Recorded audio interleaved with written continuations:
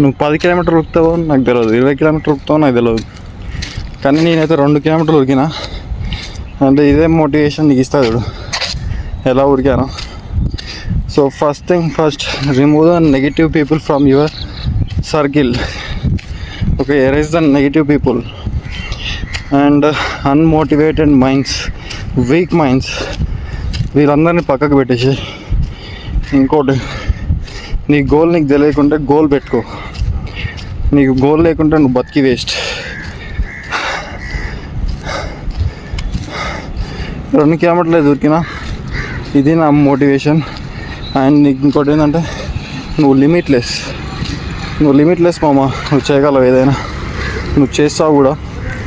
So ఇంకోటి ఏంటిదంటే week mentality ఉన్న వాళ్ళని పక్కకు పెట్టి దూరం పెట్టేసి, సరేనా? నువ్వైతే లిమిట్లెస్ మామ, ట్రై